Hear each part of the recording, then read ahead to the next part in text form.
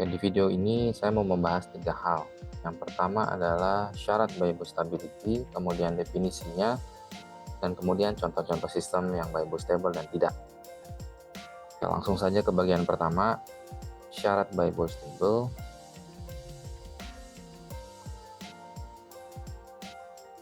Itu adalah real part dari pole itu harus negatif ya. Nah, apa itu pole? Jadi kita harus paham dulu bahwa pole itu adalah akar-akar dari denominator di transfer function. Oke. Misalnya kita punya transfer function seperti ini,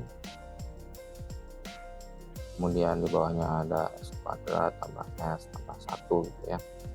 Nah, yang namanya pole itu adalah ini ya, pole adalah akar-akar denominator ini ya. Denominator itu yang bagian bawah dari transfer function. Karena transfer function itu kan dia merupakan pembagian dari yang numerator bagian atas, denominator bagian bawah. Oke. Jadi kalau saya tulis di sebelah kanan sini, transfer function secara umum itu bisa dituliskan sebagai numerator dibagi denominator. Nah, pole itu adalah akar dari den yang bawah ini. Sementara kalau akar yang atas namanya zero. Sekarang kita khusus bahas pole saja, oke? Nah, maksudnya apa nih real part dari pole-nya negatif? Kamu perhatikan di sini bahwa denominator ini dia adalah polinomial, oke? Jadi denominator adalah polinomial dalam S, oke? Dalam S. Maka akar-akarnya adalah bilangan kompleks. Jadi kalau kompleks itu bilangan kompleks ya. Jadi bilangan kompleks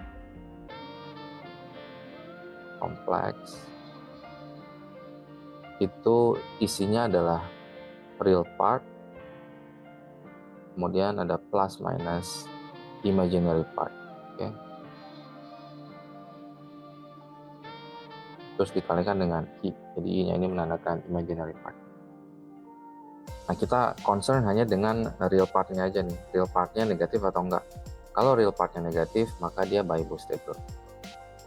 Kita kasih contoh langsung ini yang mudah sistem ini ya. Jadi akar-akar dari S kuadrat plus S plus 1 itu kita cari di sini ya.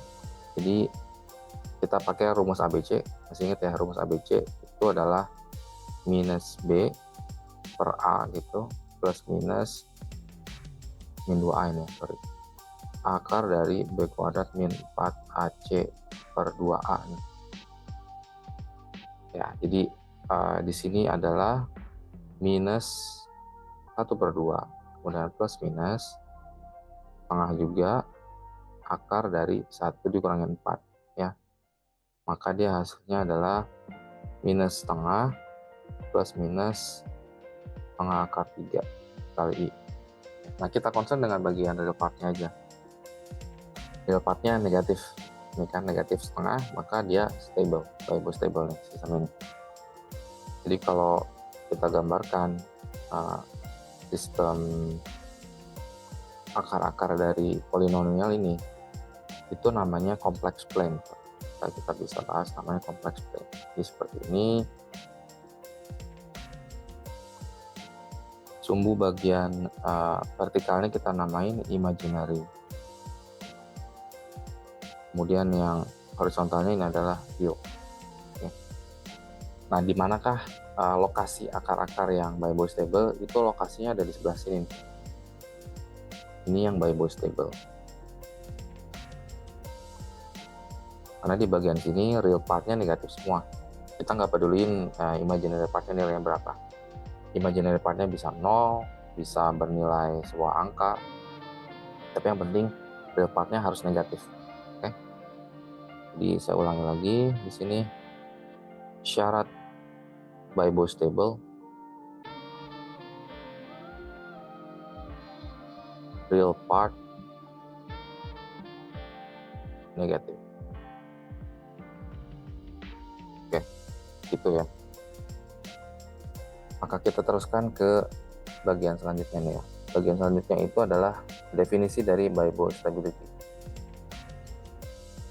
Sekarang kita lihat sini definisi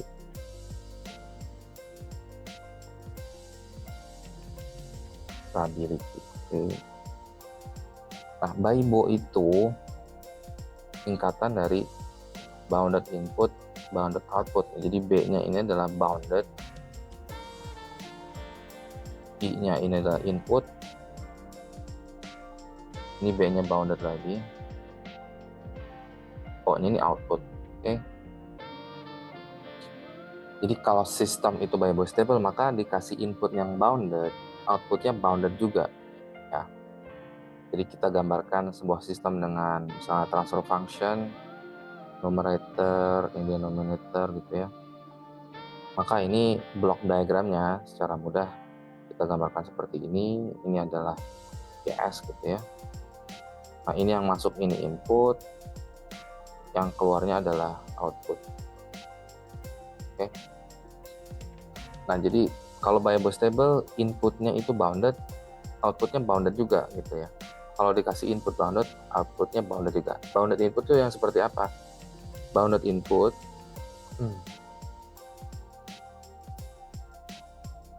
itu maka input tidak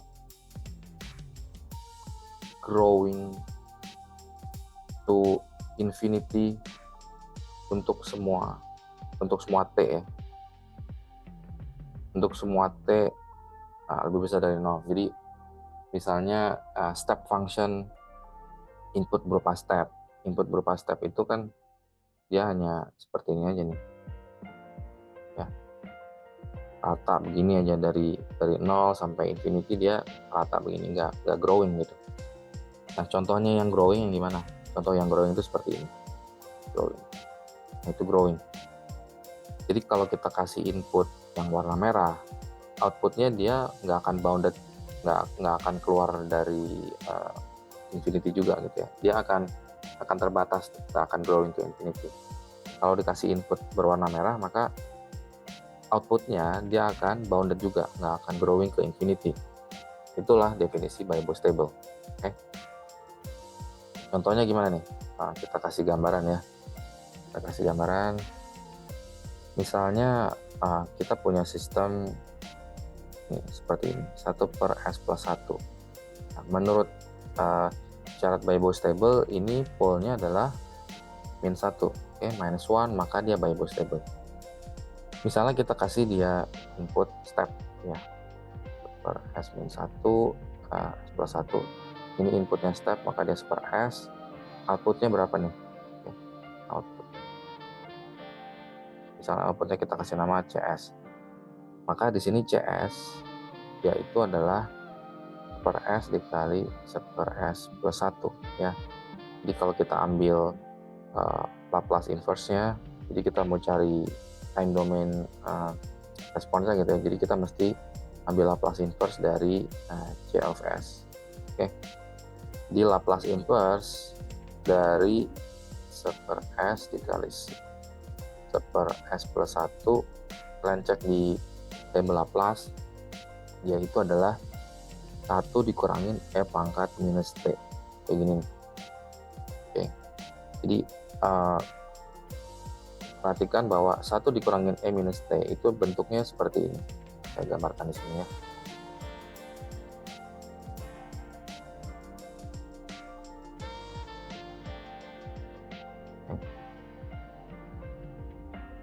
Jadi inputnya tadi berupa step itu dia lurus kayak gini. Kemudian outputnya dia berupa fungsi yang ini tadi ya, warna hijau.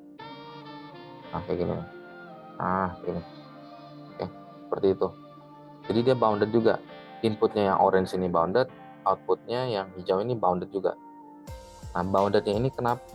Akibat apa? Ini akibat dari +1 ini jadi minus di sini.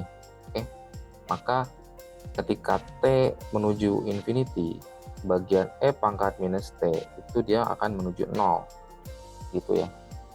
Nah, sebaliknya kalau misalnya di situ dia punya 1/s dikali 1/s min 1, seperti ini gitu ya, maka CT-nya ini bakalan menjadi 1 dikurangi E pangkat T.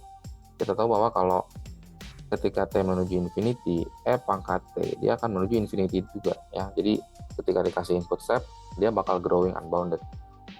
Itu efek dari si pole tadi yang positif tadi ya. Jadi itu tuh definisinya. Kalau ada pertanyaan silahkan ditaruh di kolom komentar ya. Oke, selanjutnya adalah contoh-contoh sistem bistable dan tidak bistable. Oke, ini contoh-contohnya nih. Contoh-contoh sistem bistable dan tidak. Oke ya, kita kasih batas di sini.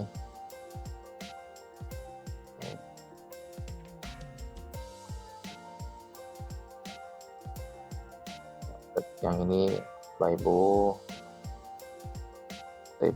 ini neutrally stable. Kalau neutrally stable itu dia pole-nya itu real part sama dengan 0. Jadi real part dari pole-nya itu 0. Ini unstable. Pole real part positif.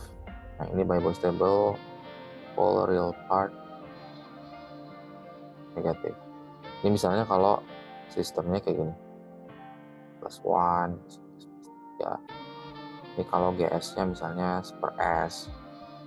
Ini kalau GS-nya misalnya 1/s-1. Misalnya kayak gitu. Dia bakal unstable yang sebelah kanan ini. Kalau di tengah dia neutrally stable. Ya. Kemudian kalau saya sebutin pole-nya aja di sini ya. Misalnya pole-nya itu -3, -5, -0,01. Ini stable semua. Kemudian misalnya pole-nya -1 plus minus 5i gitu, dia stable juga. Kalau di sini misalnya neutrally stable itu 0 plus minus 3i misalnya. Ini kalau ini ada imaginary part, tapi real partnya 0, dia ada osilasi di responsnya.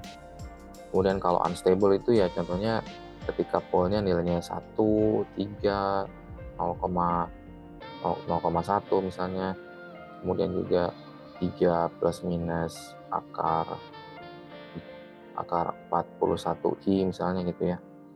Agak-agak aneh, tapi angkanya ada kan ya. Jadi intinya kalian lihat real part-nya aja ya. Lihat real part dari pole-nya. Kalau dia real part-nya negatif, bistable. Kalau real part-nya 0, dia neutrally stable. Kalau real part-nya dia positif, dia unstable. Oke. Nah, nanti kita kalau ada waktu kita akan bahas neutrally stable itu seperti apa, terus ya responnya gimana, nanti kita bahas ya. Tapi kalau ada materi yang ingin kalian bahas, coba kalian taruh di kolom komentar, nanti saya bahas. Semoga membantu.